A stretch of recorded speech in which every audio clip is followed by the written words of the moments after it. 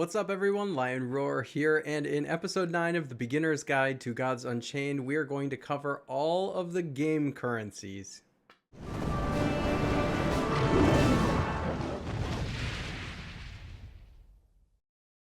I love resource management games, and oftentimes in them you find currency or multiple types of currency to manage your resources. And Gods Unchained probably has the highest number of currencies that I've ever seen in a game, so understanding them is vital to getting more value and winning more games.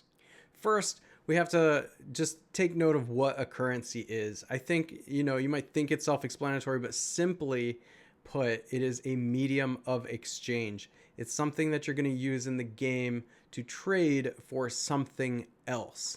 You're going to see this show up in a number of different ways.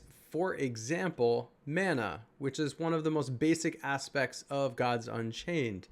Each turn you gain 1 new mana. So on the first turn you have 1 mana, on the second turn you have 2 mana, on the third turn you have 3 mana, and so on and so on. And in fact, you have a bag of tricks which gives you some extra mana to ramp if you need to. But what you're going to do is exchange this mana for cards in your hand. You can't play the cards in your hand until you have enough mana to spend it on. So you're exchanging the mana for the right or the ability to play the card in your hand. The second type of currency is one that when you start playing, you might be wondering what the heck it is, and that is favor. So as you're playing through your match and you're dealing damage, you're actually gaining favor. It shows up in the lower right hand corner of the gameplay screen, and when it builds up to a certain amount, you can actually buy cards in the Sanctum. So you're exchanging favor for additional cards. And the Sanctum is a pool of cards that your opponent has access to as well. So they are gaining favor throughout the match, and they're also trying to buy the cards that you're competing for. Stars are something that you earn as a reward to winning matches. And this might be kind of hidden in the game, or maybe you saw it and didn't think much about it. So I'm going to show you an example in just a second. But when you get a supernova vial at the end, you get a certain number of stars. When you have a certain number of stars, you can exchange them for prizes in the Star Store. Let me show you the Star Store. So here we are in the main screen, and you can see in the upper right hand corner of the screen I have 6.17k stars, or basically 6,170 stars. And when I click on that, it's going to take me to the Star Store. So I can spend those stars on any of the cards that are offered here. And take note, because some of these are actually NFTs. They're shiny, if you will, like Poison Dagger and Boil Blood Outlaw. And some of them are just plain cards that aren't NFTs. They're going to be in your collection, but you don't own them like an NFT. So, for example, Holy Enchanter and Viking Longship. The next type of currency that is in the game is called Flux, and this is something that you earn as part of the Gauntlet of the Gods, or basically if you play every day and use different gods, up to 3 times per day you can use the god to earn Flux. So what do you do with Flux? Let me show you. Back in the game, on the ranked tab at the bottom, you can see it says Gauntlet of the Gods and Gather Flux. So when you click on that, what you have to do is use one of your god decks and win a match. When you do that, it unlocks one of these black diamonds and also 2 additional ones. Once you win up to 3 matches with that god, you'll get Flux. It'll add up in the middle. And then you have to use decks of the 2 gods that also appeared next to the first god you opened up to gain more Flux. And you can go the whole way around the circle and win 3 matches with each god to earn the maximum amount of Flux each day. So what do you do with the Flux? Well, you spend it in the Forge. Let's go to the Forge. Here you have a bunch of plain cards that you got because you either opened them up in core packs or you got them as part of the welcome starter decks. And if you want to combine these into NFTs, you're going to need not only Flux but the Gods token. And I'm going to get to the Gods token in just a moment here.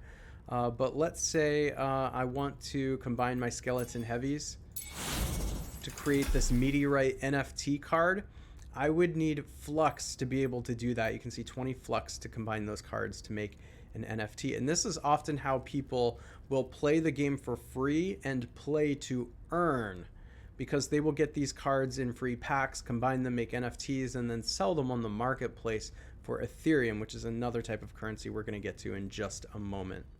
In addition to Flux, you're going to need the Gods token in order to mint NFTs. Now, the big difference between Gods and Flux is that Gods is real money. It is a type of cryptocurrency which exists on the blockchain. Flux is not a cryptocurrency and doesn't exist on the blockchain. It only exists in the game, and you can only earn Flux by playing the game. Gods you can get a number of different ways. And one way is through the blessing of the gods, which is basically just play ranked matches and win ranked matches. And if you win enough of them and you play enough matches, then you're going to get gods for free. Make sure to check out the website because there are instructions on how to get free gods. And I will do a separate video on earning gods, so make sure you're subscribed for that. But gods is something you can also not only get for free in the game, but you can buy on cryptocurrency exchanges like Coinbase. So if you haven't signed up for an exchange yet like Coinbase, I've put a link in the description in this video where you can get $10 worth of Bitcoin for free. And what's cool about that is you can immediately sell the Bitcoin and get the Gods token, or even Ethereum, which we're going to talk about in just a minute. That way you can use Gods to mint NFTs, or if you are just somebody who likes to invest and trade and you really enjoy the Gods Unchained game and want to support it, you can buy Gods tokens and just kind of hold on to it and maybe sell it at a future later date. Ethereum is also a cryptocurrency, and it's something you've been hearing me mention a few times here, and it is what the Gods Unchained game exists on top of. Ethereum is the cryptocurrency that the whole game is structured around. And it's the main currency you're going to use in the game as well. If you want to buy packs or you want to buy and sell cards, often you're going to buy them with Ethereum or sell them with Ethereum. You can use the other currencies too, like the Gods token, if you'd like to. So if you get Gods for free and you want to go into the marketplace and buy cards with Gods, you can. And you can with Ethereum as well. But again, you need to have signed up for an exchange like Coinbase in order to be able to buy Ethereum and then transfer it to your MetaMask wallet, which you probably saw Gods Unchained asked you to create so that it could deposit things like the Gods token and your NFTs. So hopefully this was helpful to you to understand what some of the currencies are in the game and what you can spend them on. As far as the cryptocurrencies go, the process of buying cryptocurrencies and transferring them to your MetaMask wallet and using them with Immutable X has a few steps. And so I didn't talk about that in this video, but I did release other videos where I show you how to do that in detail. So make sure to check those out if you'd like to use my link to open up a Coinbase account, buy Ethereum, and then transfer it to Gods Unchained so that you can buy packs or other cards.